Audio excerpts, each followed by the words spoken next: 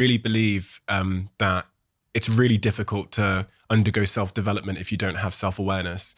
And I was really trying to understand from your writings how someone is to build their self-awareness. It's almost like the unknown unknown. If you don't have it, how do you build the thing? Well, I know a good exercise for that. It's like a prayer in some sense. In fact, I would say it's proper prayer. If you want to know something about yourself, sit on your bed one night and say to yourself, you got to mean this. Like, you got to be desperate. This is no game, this. It's like, my life is not everything I want it to be, and perhaps it's not everything that I need it to be. And by need, I mean my life is so unbearable that the suffering that's attendant upon that is make me nihilistic, cynical, bitter, resentful, homicidal, genocidal, unable to have a good relationship, prone to punish people for their virtues because of my jealousy, driving the proclivity to see evil everywhere except within my own heart. Like, these are problems, man. And you ask yourself, you sit on the bed and say, okay, man, I'm ready to learn something. Like, what's one thing I'm doing wrong that I know I'm doing wrong, that I could fix, that I would fix? It's like, you meditate on that, you'll get an answer. And it won't be one you want, but it'll be the necessary one, and it's often something that will point you to small things. So Carl Jung said, people in the modern world don't see God because they don't look low enough. And so imagine you're in your messy bedroom, and you're sitting on the edge of the bed trying to have an honest dialogue with yourself. And the little voice says, it's pretty disgusting in here. And you think, well, I'm way above such trivial niceties as organizing my room. It's like, well, that's pride. That's arrogance. If you're above organizing what's actually yours, how in the world are you ever going to organize anything else? And so you get on your knees and you think, well, it's time to, take a brush to the toilet. And maybe that's where you start. And that works. Like, that works. You start making those micro improvements, like real micro improvements, real on the ground, actual micro improvements to things that are wrong, you'll improve unbelievably rapidly. What you're talking about there sounds to me a lot like an overdose of arrogance and also the need for humility. Do you think the Western world suffers from arrogance because of our relative privilege and luxury that we kind of overlook? Of course, well, that's a temptation, right? I mean, when the radical lefty types go after people for their unearned privilege, they have a point.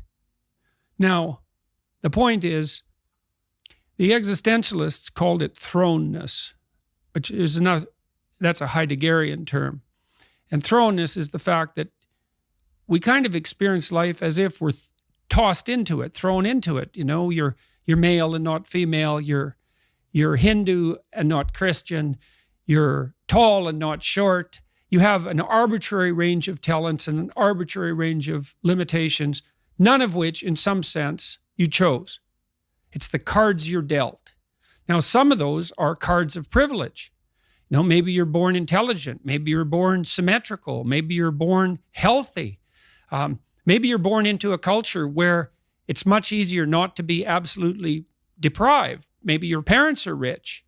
And so all of that, in some sense, is unearned. Now, along with that comes a good dose of existential guilt, because at the same time, and this is true for anyone, regardless of their cultural background, the ground we walk on is soaked in the blood of historical atrocity. And so that's on you.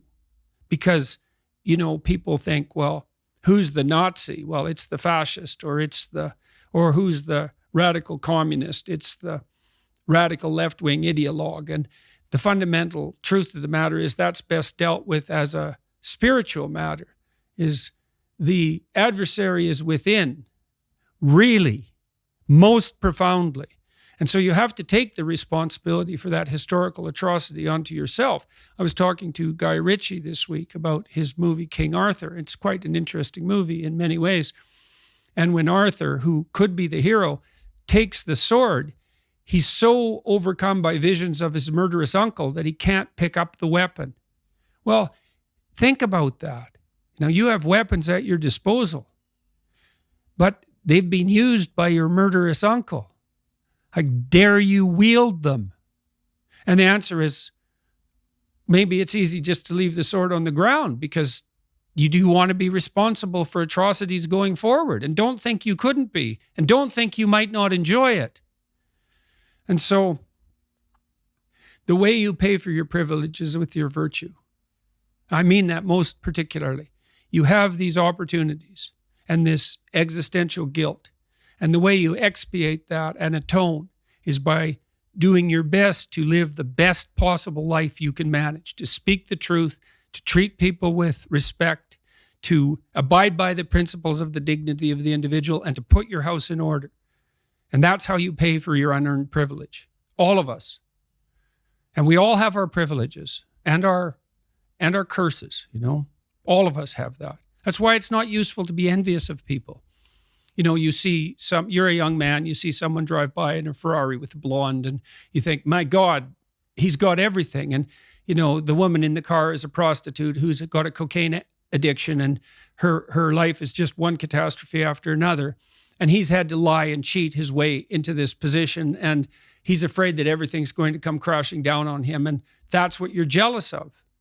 And it's just not that profound. You don't want someone else's fate. Man, your fate's enough, and your adventure's enough. It's plenty.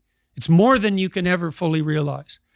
And so that's also part of the reason that we all believe that the individual has some intrinsic dignity. It's don't be so sure that your position and your room is so damn trivial. It might be your attitude towards it that's trivial.